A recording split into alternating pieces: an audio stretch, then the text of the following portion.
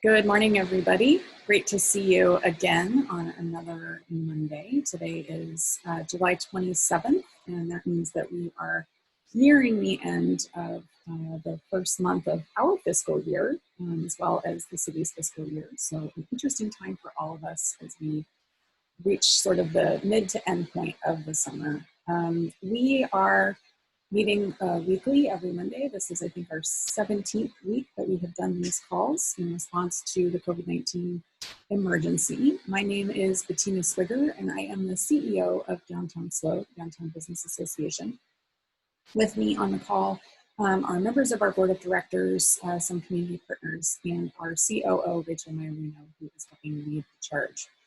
We are trying something new this week. We are also streaming this meeting live on our Facebook, on our business group. We have a Facebook business group that is just for downtown businesses, people who work in and manage our downtown businesses.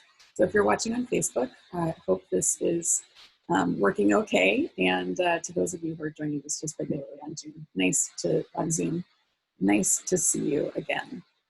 So we, as a board of directors, these are the faces of the members of our community who are elected to serve as the Downtown SLO Board of Directors, as well as our liaisons to city and county government.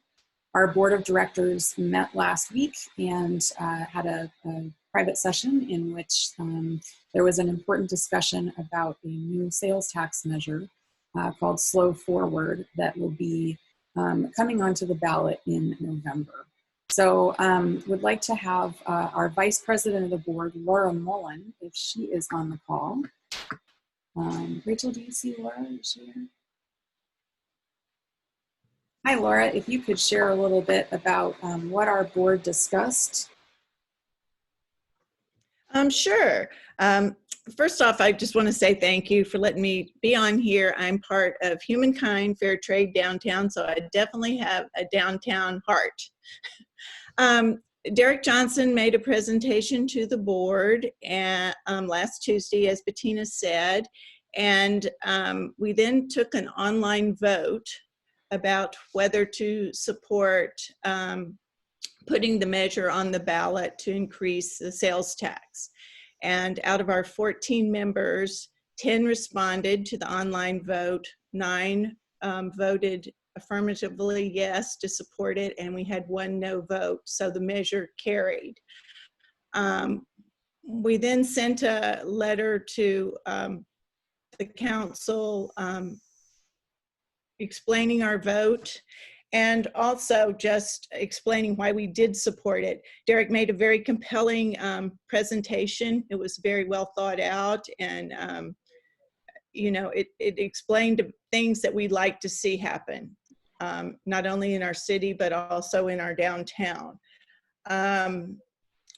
We especially felt strongly that our sales tax should at least be what the surrounding communities and communities like ours is already. So, and the other thing we also wanted to point out or explain is that we understood that our sales tax was higher just a few years ago, and we felt strongly that that was okay and to increase having that. We just really feel the support of the city as a downtown, it's downtown businesses, while we've been going through everything we've been going through the last 5 months, I guess now it is, and even before. And we wanted to support the city in this.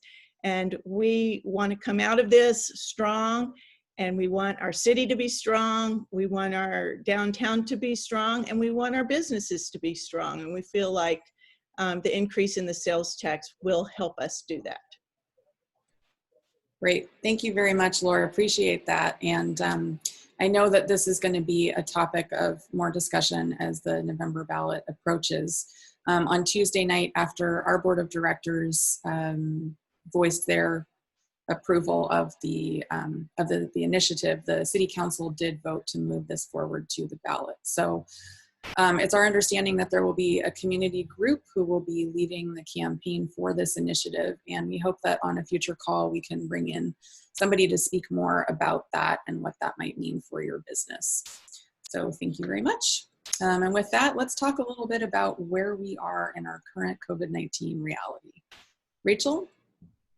Thanks, Bettina. As of Friday, we were at 1,500 cases of COVID-19 that have been reported in SLO County, with 226 of those in the city of SLO, to give you a proportion of where those are spread. The County of San Luis Obispo reported Sunday that a 9th SLO County resident has died due to COVID-19. As we mourn the loss of another neighbor, we can all do our part to protect others from COVID-19 by staying close to home, wearing a face covering in public, maintaining 6 feet of distance when leaving the house, and washing our hands frequently, as we've all heard time and time again. On the next slide, we can see the county is still on the state's monitoring list due to our elevated disease transmission tracked through our case rate, which is still greater than 100 per 100,000 residents. And that's within a 14-day period. Bettina, I'm going to turn it back over to you. Great, thanks, Rachel. There's no denying that we've seen this disease come a little bit later to our county. So in many ways, we saw the economic results of the shutdown before we saw the disease really start to rise in transmission levels. So it's an interesting moment to be living through this economic and public health space. You're all, I'm sure, aware that there is some federal economic relief that's being discussed this week. The Senate is expected to pass some kind of additional stimulus funding this week, but the details are yet to come. And I keep hitting refresh on my news feed, trying to figure out what that is going to entail. But it is likely that the additional unemployment that was allocated through the CARES Act, that $600 a week, might be less. It might be $200, it might be $300 a week, or it might be 70% of the salary that somebody was collecting prior to losing their position. The other thing that we've been hearing about a lot in terms of that fiscal cliff that's coming at the end of the month is that a lot of eviction moratoriums are set to expire at the end of the month. And we're hoping that in the federal economic relief package, there is some kind of moratorium that continues going on. We also understand that there will probably be some additional kind of stimulus check. So that $1,200 that many people received will likely be calculated on using the same metrics that that they were calculated back in April and May. But the timing of these checks and how and when they'll be distributed is still unknown. So this is going to be an interesting week for us all to kind of watch what's happening out of Washington, D.C., of course, watching what's happening out of Sacramento, because ultimately what the federal government decides to do is going to have a big impact on what happens in our states, and that will trickle down to our county and city government. So please pay attention. I know that some of our attention spans have been let's say, inundated and perhaps oversaturated with the news lately. And it also can be really appropriate and good for your mental health to take a news break. But I think this week will be one week to certainly pay attention to what's happening in our federal government.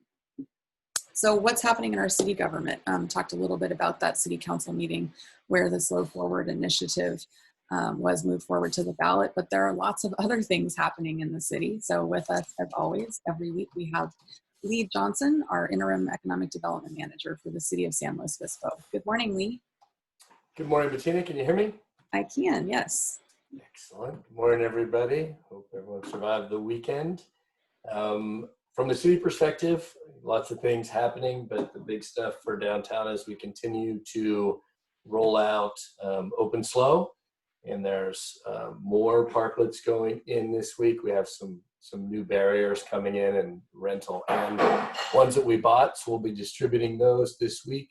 We're also updating the coverings on the white concrete banner barriers and some of the others. You'll start to see those go in addition to the restaurants being able to paint those on their own. So hopefully we're getting nicer and nicer looking. We had a pretty good weekend at the dining in the, people being able to eat in Mission Plaza. Pretty well utilized. We've been tracking the time, so it seems like that's been helpful.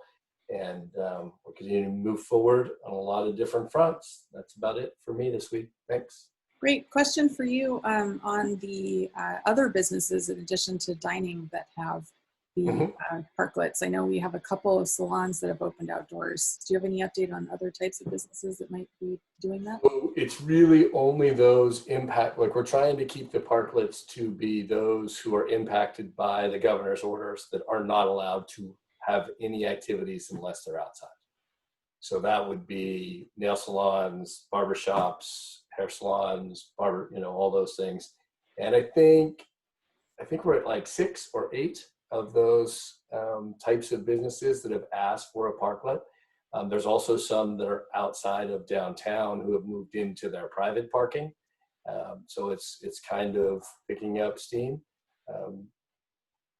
So yeah, there's some other businesses, but restaurants are the primary ones now, and then barbershops and salons would be the second most. And I think there's 1 or 2 massage places working outside at this point.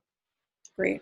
Thank you very much, Lee. I know it's cool to see all that come forward. And we love seeing how responsive and nimble and agile the city has been in creating this open SLO program and bringing it to life. It's been really cool. Thank you. So thank you for all your hard work. Up next, we have an update on parking from Gaven Hussey, who also has been working really hard on the open SLO program. So Gaven, tell us what's new in the world of parking. Yeah, so we got a couple big changes today. So we're bringing back our fees in the 2-hour and the 30-minute spaces in downtown core.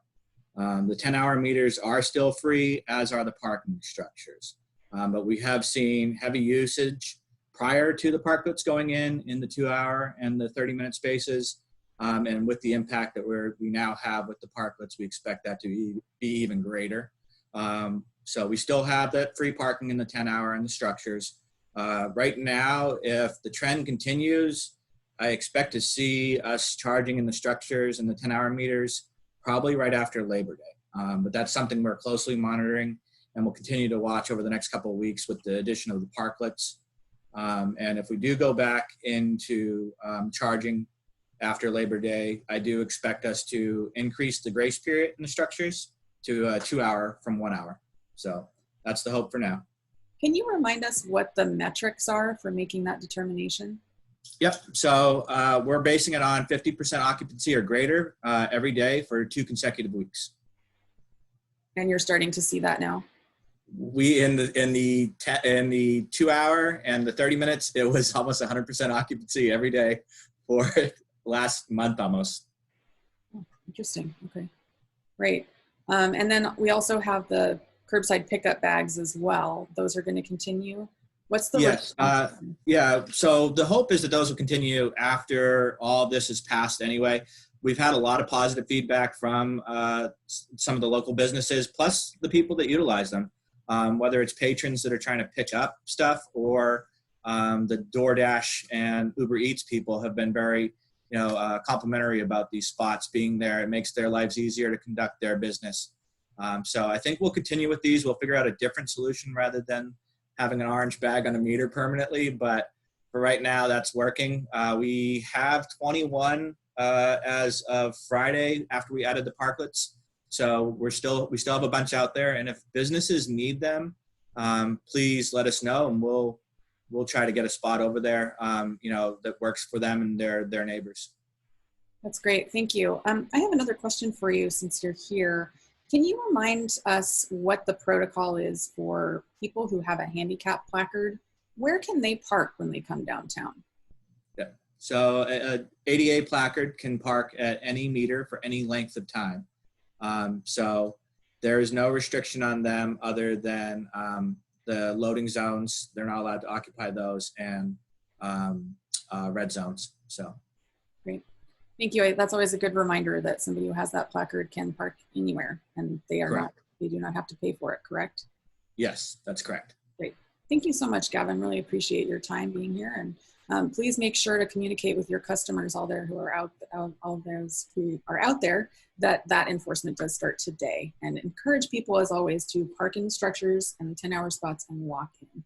Yeah, and we're going to be issuing warnings for the first week or two here, just to get everyone back and aware of the situation that's happening.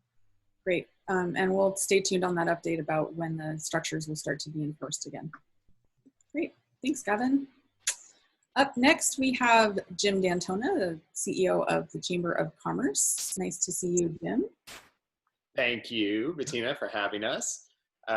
Really appreciate being here. And so kind of one of the first things, just want to let everyone know, we're working closely with the Housing Coalition.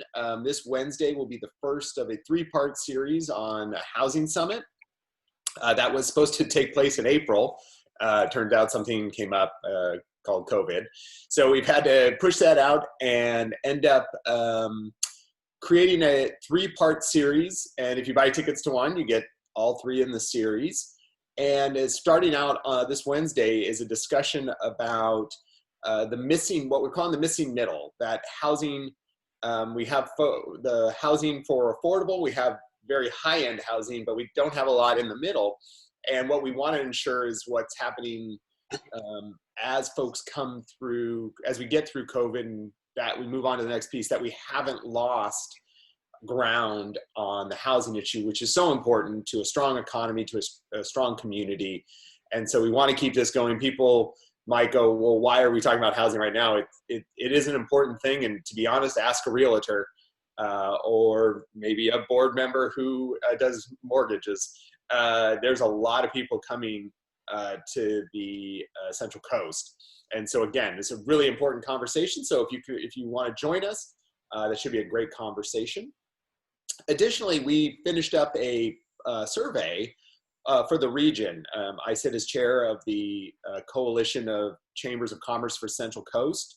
And that runs all the way from North Santa Barbara County, Lompoc, Buellton, all the way up to North County. And we did a survey of businesses. Of course, all this survey took place before the rollback. And so we're looking at probably next week on rolling this out again and getting more feedback. But we had some really interesting kind of feedback come on that survey. One of the questions we asked folks, do you feel optimistic that this will be a short-run economic impact? Do you feel unsure that this is like a 6 to 12 month impact? Or are you pessimistic that this will take 12 months or longer? And the interesting feedback coming off of that, so we did it in July, early July, and we did it originally at the end of May of this same group. And the really interesting part was that in the original at May, there were more people optimistic that it was going to be a short-term run, and then really pessimistic. What has happened is it looks like everybody has merged to the middle and unsure. I think telling us what we kind of feel like this 6 to 12 month is really kind of the timeline of unease, but hopefully we can pull through. What I think was interesting, also a question we had was, how are the conditions for your business? When we did it in May, we only had 18% of our survey respondents, which was pretty significant, again, spreading the region from Buellton to Paso, who said 18% felt like it was good or excellent. When we did it in July, that was up to 33%.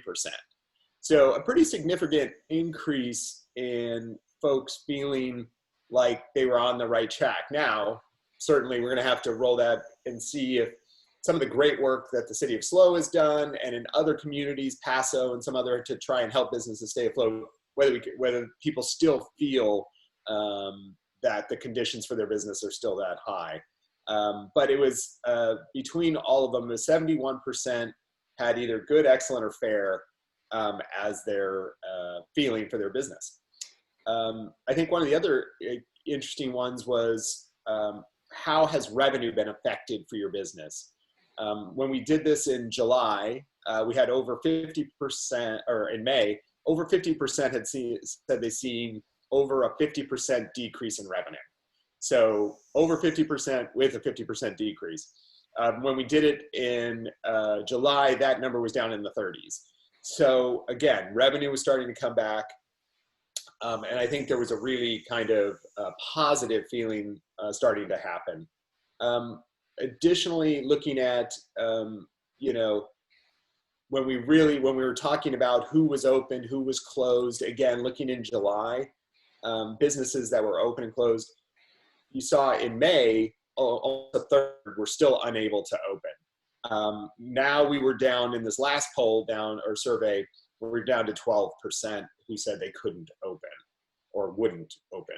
So again, I think what we saw was some really positive trends that were happening. And so we're gonna have to track back now and see if that still feels the same. Do those numbers change at all? We've seen some really great examples throughout the region of even gyms and the openness of the city to utilize parks to let those in the toughest businesses to stay open. So we're hoping that we'll keep that positive trend, but that's where it looked like in July. I thought we'd share that with your members. And again, we'll definitely have to do this again in a week or so just to track back and see if that still feels the same. But I would love to, if there's questions and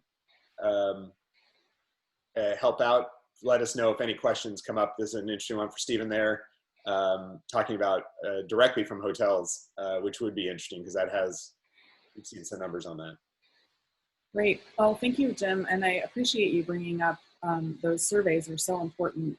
Do you track the types of industry responders that you're getting? So it's like general office work. Yeah, we very much so. Again, throughout the region, a lot of professional services respond. I think nearly a fifth of the respondents for that, but certainly the hospitality industry was a big one. Restaurants, they respond heavily. And so, yeah, we ask them what region they're in, what sector they're in, so we can kind of try to map all this back. We actually have it broken down for each chamber by their region. So we can tell in Paso if it's a little different than in SLO, but it does feel pretty similar throughout the entire region, give or take a few points. Okay, great. And as for the Housing Summit, this missing middle is very important, of course, for all of us. I'm curious if you all are planning to discuss at this series of events the concept of people moving into the area as remote work becomes more of a permanent situation. Is that going to be a topic? Well, so actually on this one, I don't think it will be, but I think we're talking overall, probably in the next batch of discussions, we'll have better information on it, but it's really just from our conversations, we're really getting the sense that that's different and changing. So Great. Well, we'll start as we kind of are moving through this time where we're looking at short-term trends, meaning what's exactly in front of us, right in front of our nose, to what's a longer-term trend. Those conversations will be really important. Thanks for taking the time. I appreciate it, Jim. Thanks for having me. Up next, we have Courtney Kienow, who serves on our board of directors, and will tell us about Cal Poly. Here's the calendar for you. But what else is going on, Courtney? Hi, can you hear me, Bettina? Yes, you're a little bit quiet. Sorry, I know I'm having audio issues this morning. Is this better? Yes. Okay.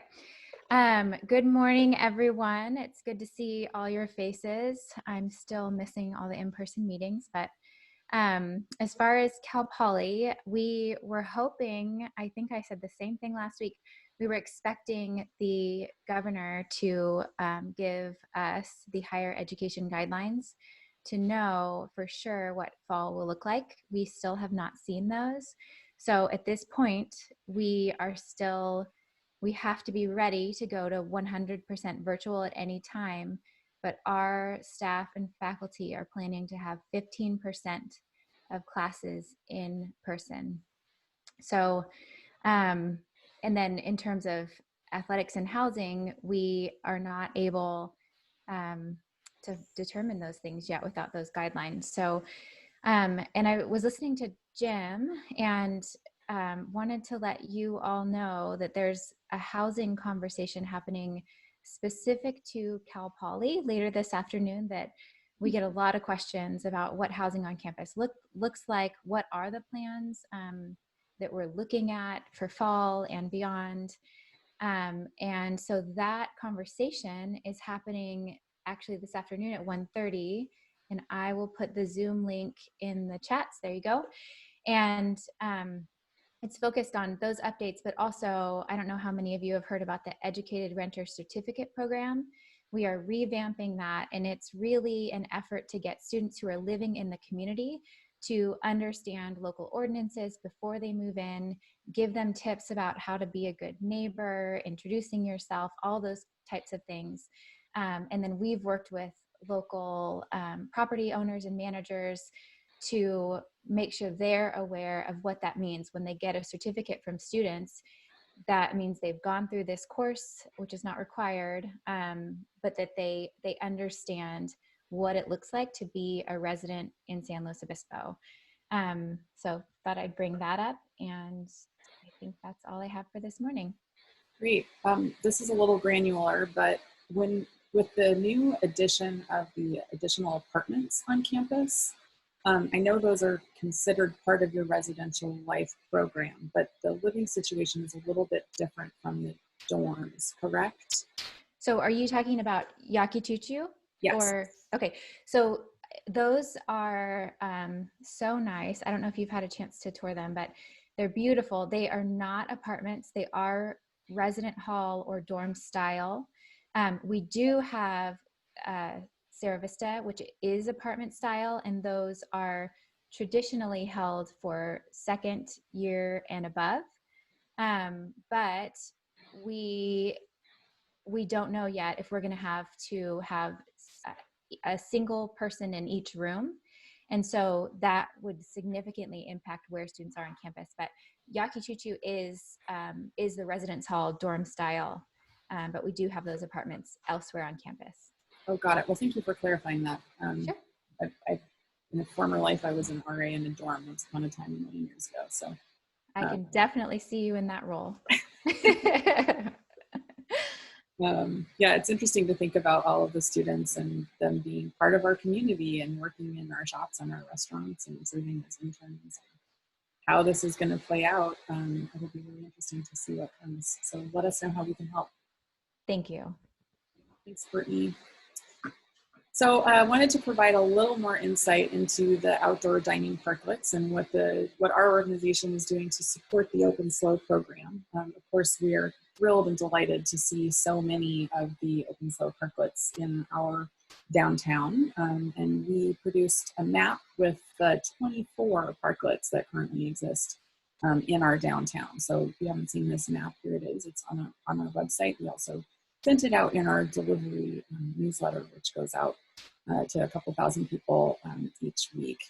It's very fun to see how our downtown, with the current ban on indoor dining, is adapting quickly. We have a number of fantastic restaurants with outdoor dining already. And if you go onto our website, you can also see a guide to outdoor dining just on beautiful patios and creekside dining and that kind of thing too. So walking through downtown, being here over the weekend, looking at all of these parklets, it's really fun to see each of them come to life.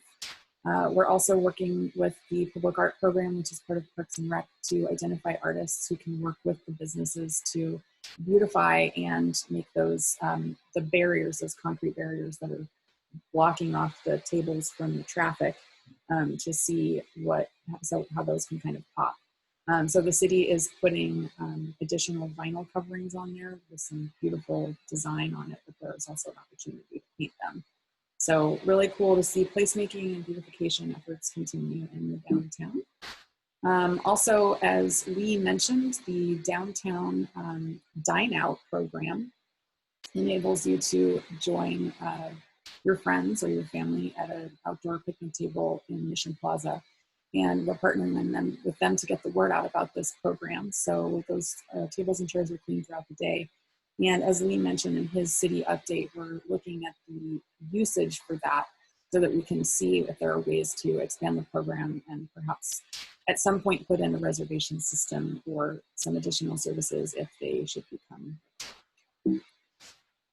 So wanted to let you all know as well, we found out about a grant program that's available to small business owners. The grant is called the Heartbeat of Main Street, and Rachel can put the link in the chat for this program. I believe it's about $2,500 to $5,000, and it is specifically for minority and women-owned small businesses. So if you have a business and you fit one of those criteria, please take a look at this.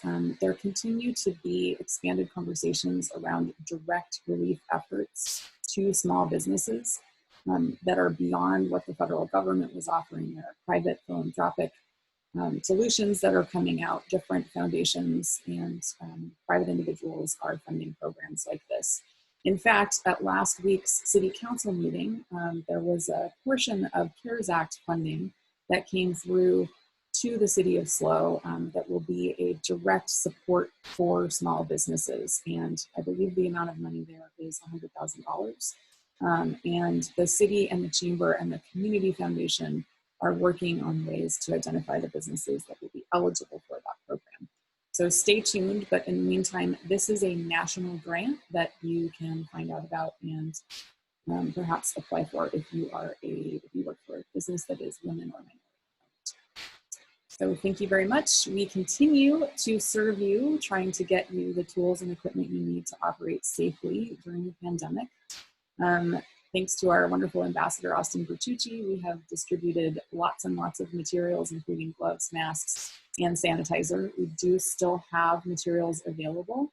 So if you need anything, reach out to us. And we just would like to thank everybody who continues to support our private 501c3 nonprofit arm, the Friends of Downtown SLO. And if you'd like to make a donation to those efforts, you can do so at the link. So this is our team, our small but mighty team. You can see there's me, there's Rachel, Whitney Toomey, our farmers market manager turned chief technology manager, and of course Austin can be seen out on the streets. So we're here to help. We want to hear from you. You can always email us at reachus@downtownslo.com and we will get in touch with you. Social media is also a great place to stay in touch. We continue to have weekly conversations with our peers in other cities across California and the nation. Just this morning, I was on a call through the International Downtown Association with members of smaller downtown management organizations, so cities of 100,000 or less. And we have a specific set of challenges that are a little bit different from what is going on in some of the other more major metropolitan areas. That puts us in a really good beneficial position in some ways, and in other ways leaves us with bigger challenges and hurdles ahead. But we continue to learn from each other and share things that work and find out ways that we can learn from each other to get through this, because we are definitely all in this together. So at this time, we're going to open it up for questions, and we do have a few polls. So Jim mentioned that the chamber is did a survey. We have a little poll that we can do here. For those of you who are watching on Facebook Live, I'm afraid that you will not be able to participate because this is only for the people who are watching on Zoom. But if you are watching on Zoom, please vote now. I see those votes are coming in, and the question is about your level of confidence for your business and also just for the economic well-being of downtown in general. Last week we had kind of that middle area. Nobody was very optimistic until the very last minute and somebody came through. So we'll continue to do these polls and build them out a little bit more over the weeks that come. There are 2 questions in this poll today. Let's see, we're at 19 out of the 32 of you who are watching, so thank you. Keep them coming, So far, somewhat optimistic has the lead with 8 votes. Behind that are, with 4 votes each, is neutral and somewhat pessimistic. There are 3 of you out there who are very optimistic, and I am delighted to hear that. And if you would like to unmute yourself and tell us why you were very optimistic, that would be an uplifting way for us to enter the week together. We do have a couple of other questions there. Rachel, can you move to the next poll question now? So you can see those results there.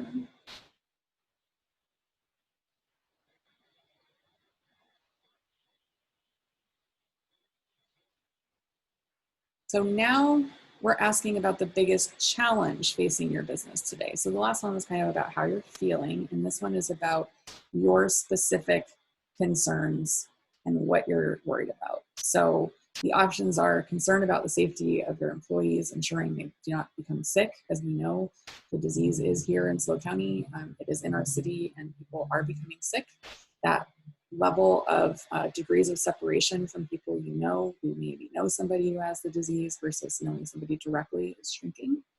On prior weeks, we've also talked about the challenges of trying to bring back employees who perhaps were making more on unemployment than they were working in your shops or restaurants.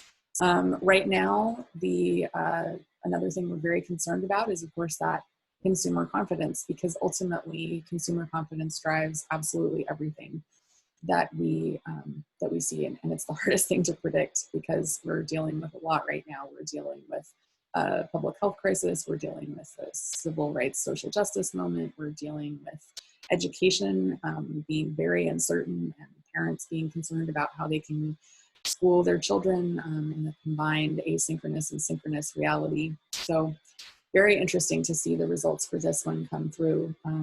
By far, the lead is uncertain consumer confidence, so not surprising. And I will say also that on that call that I was on this morning, that's what everybody across the country is worried about. We just don't know. We don't know how long it's going to be, and we don't know how long this is going to go. So thank you for this. We also see, I know there were some other questions in the chat, and if you want to throw other questions you might have for each other, for anybody who's on the call, there was one that we can probably address directly. Or if you've had any success through the Open SLO program and you wanted to provide some feedback about what your experience has been dining in those outdoor parklets, having a parklet for your business, this would be a great time to share that story.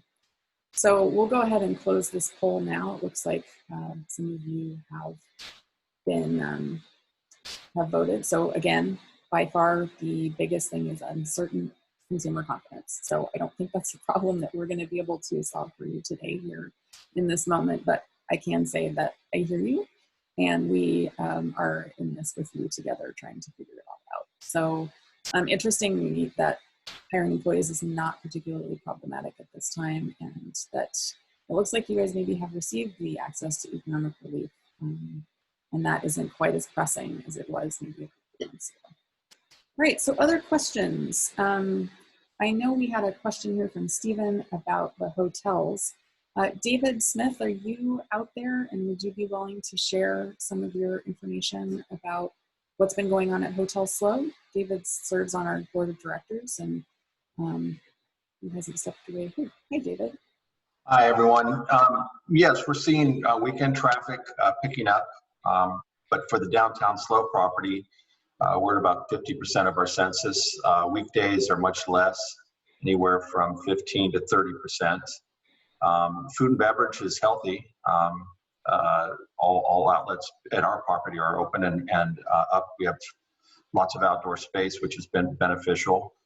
Coastal properties, I think Pismo is probably doing the best in regards to the overall census.